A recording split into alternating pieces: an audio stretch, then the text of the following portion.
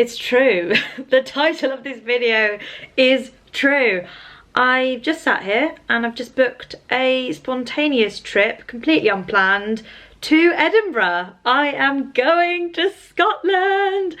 I love Scotland and I love Edinburgh, and I go almost every year for the festival, Edinburgh Fringe Festival. I was there last year doing my one-woman show, and the year before that I was there as a viewer. The year before that I did my first ever stand-up show, which was horrific, but you've got to throw yourself in the deep end, haven't you? Anyway, so I just booked a trip Wednesday to Friday on my own. Just gonna go to my happy place. Edinburgh means a lot to me because I got over a breakup there. I feel like it's an escape. It's still kind of close enough to home for it to not be too daring. Like if something goes wrong, you can get home in like an hour on a flight. But that probably sounds ridiculous to my American followers. It's only, I think it's a 15-hour drive, but it's only a 1-hour flight.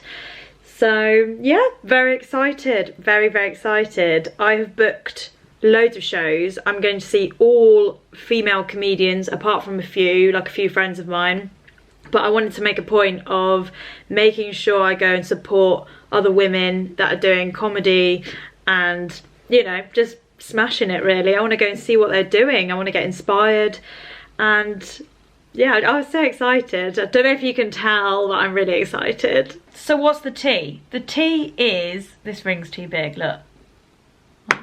This ring is, I should have got a medium, but I got a large. The tea is that Edinburgh is a huge festival for theatre, comedy, even there's a TV and film festival there. It's a big deal in sort of the entertainment industry calendar, I would say. And recently, since YouTube's been my kind of full-time job, I feel a little bit cut off from that side of things. I mean, I have just shot a little comedy short film, but there's not been that many jobs, that many auditions. It's been a bit quiet, so I think it's good to get back in there, network with the people, you know, that you used to. This is all me saying it to myself, but also to anyone else who might feel a little bit like, I want to be part of this thing, but I'm not quite part of it yet. I think you just got to throw yourself in, haven't you? Just got to throw yourself in the deep end. And if I think about the way I was last year in Edinburgh, because I was going through so much personal stuff, I just didn't want to socialise or do things or network with people. I didn't want any late nights. I just wanted to get into bed and then wake up the next day, do my show, come home, go to bed, get up the next, like repeat. I wasn't looking after my body, I wasn't eating well. Not that the festival's kind of about that, but mentally I was not in a good place.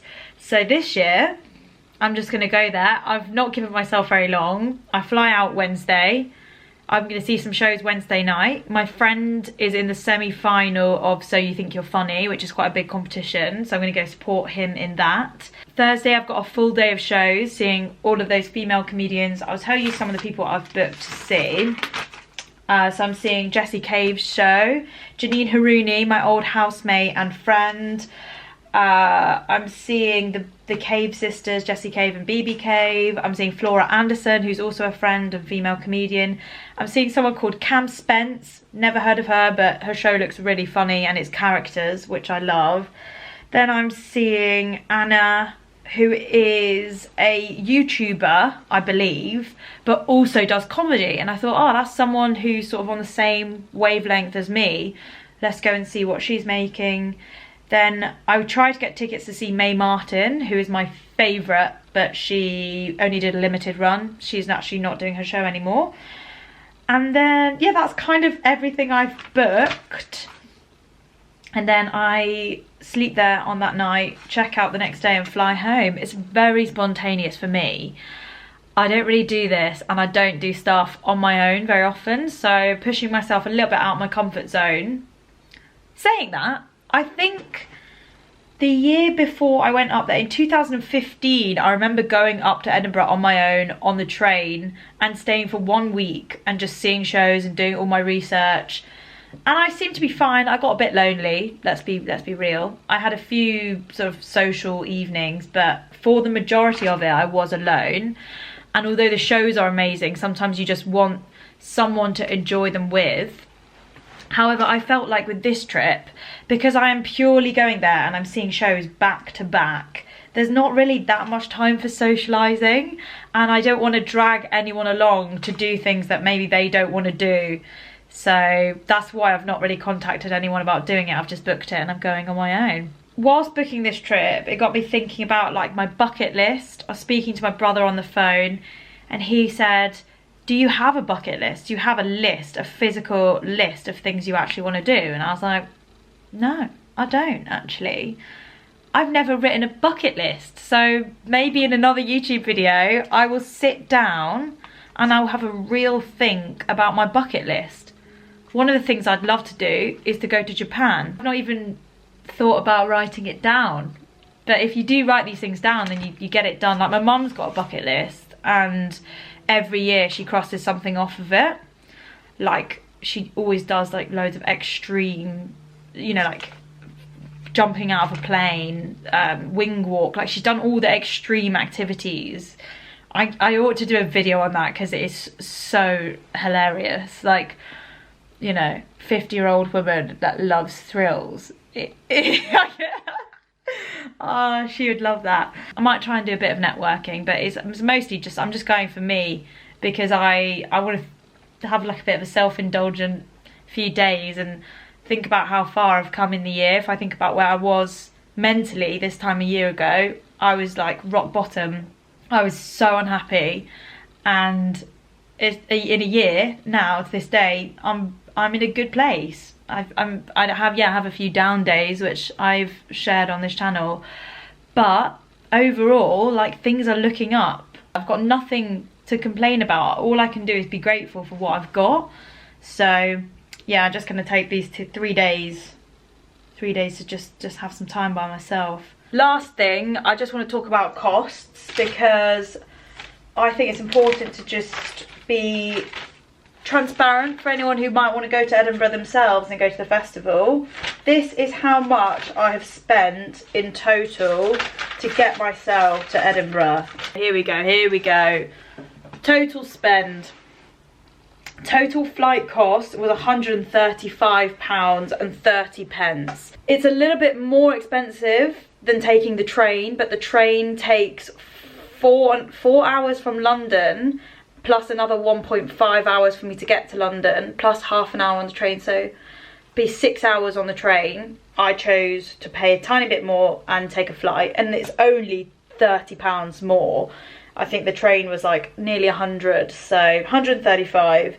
Accommodation cost was £146.30, and that is for a double room in a double room with an ensuite in a good area. I've stayed there before.